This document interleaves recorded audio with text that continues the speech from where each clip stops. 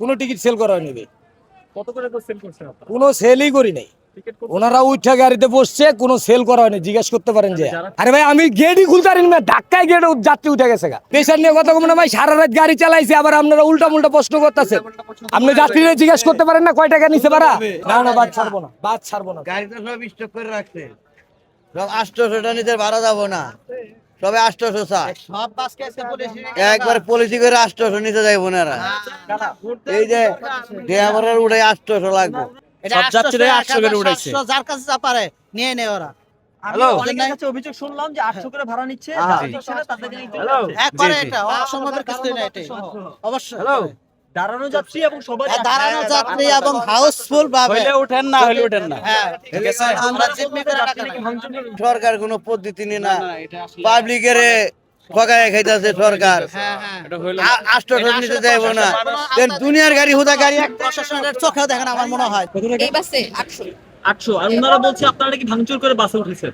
আমরা তাড়াহুড়ো করে উঠেছি, বাট ওনারা যা চাইছে আমি সেটাই সত্যটাই বললাম। আমি মধুপুর যাব, আমি সকাল থেকে নিয়ে বসে হয়েছি।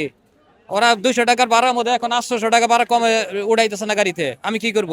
আজকে একটা ইয়ের দিন, তারা আজকে 800 টাকার কম আমাদের উঠায় না, 600 টাকার 800 টাকার কম উঠায় না। এটা কেন উঠায় না? এটা আপনারা একটা করেন, এটার ব্যবস্থা নেন। আজকে টাঙ্গাইল বাস স্ট্যান্ড থেকে যে কয়টা বাস এখান থেকে যাচ্ছে, যেগুলা কাউন্টার বাস, তারা হচ্ছে তাদের এখানে টিকিট নাই। আর যেগুলা লোকাল পরিবহন করে, সেই পরিবহনগুলোতে যেটার ভাড়া হচ্ছে 300 টাকা, কিন্তু যাত্রীদের বাধ্য করা হচ্ছে 1000 টাকা করে যাওয়ার জন্য। এখন গেলে যান, না গেলে না যান। এই ব্যবস্থাপনা কেন? মানুষ ভোট দিতে যাচ্ছে নতুন একটা দেশের জন্য, সেইখানে যাত্রাপথে যদি এই ব্যবস্থাপনা থাকে, তাহলে অন্তর্বর্তীকালীন সরকার কি দৃষ্টি দিচ্ছে? বিনিময় বাসে কাউন্টারে লোক দাঁড়িয়ে রয়েছে, সেক্ষেত্রে বলতেছে যে আমাদের গাড়ি এখানে লেটে আসবে এবং গাড়ি রাস্তার মধ্যে রাখতে আছে। তো সেক্ষেত্রে গাড়ি একটা কিছুক্ষণ আগে একটা ঢোকার পরে সেটা কাউন্টারের বাইরে চলে গেছে। তো সেক্ষেত্রে ভাড়া নিচ্ছে 800 টাকা করে, কিন্তু মূলত ভাড়া হলো 350 টাকা। সেক্ষেত্রে 800 টাকা করে ভাড়া নিচ্ছে দনপতি। এখন আমি অবস্থান করছি ঠিক মহাখালী বাস স্ট্যান্ডে এবং আমার পেছনে যে বিনিময় বাসটি দেখতে পাচ্ছেন, সে বাসের সিন্ডিকেট নিয়ে একটু বলতে চাচ্ছি আপনাদেরকে। আপনারা জানেন যে এই বাসের মূলত যে ন্যায্য ভাড়া, সেই ভাড়াটি হচ্ছে 350 টাকা। তবে আজকে নির্বাচনকে কেন্দ্র করে যখনই দেখা গিয়েছে যে যাত্রী যারা রয়েছেন, নগরবাসী যারা রয়েছেন, যারা গ্রামের উদ্দেশ্যে যাচ্ছেন, তাদেরকে উদ্দেশ্য করে সেখানে ভাড়া করে দেওয়া হয়েছে 800 থেকে 1000 টাকা পর্যন্ত।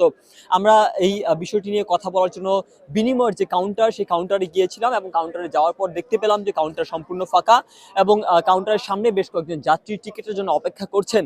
তবে তারা বলছেন যে বাস না থাকায় টিকিট কাউন্টার সম্পূর্ণ বন্ধ। এবং পেছনের দিকে আমরা যখন আসি, তখন আমরা বিনিময়ের দুইটি বাস দেখতে পাই এবং বাসে কন্ট্রাক্টর যারা রয়েছেন তাদের সঙ্গে যখন আমরা কথা বলি, তারা কিন্তু বাকবিতণ্ডায় জড়ায়, তারা রেগে যায় আমাদের সঙ্গে এবং তারা যেমনটা বলছিলেন যে কোনোভাবে কিন্তু তারা যাত্রীদের থেকে বেশি ভাড়া নিচ্ছেন না এবং যাত্রীরা যারা বাসে ইতিমধ্যে উঠে বসেছেন, তারা নাকি নিজেদের ইচ্ছায় উঠেছেন এবং তাদের থেকে 350 টাকা করেই ভাড়া নেওয়া হচ্ছে।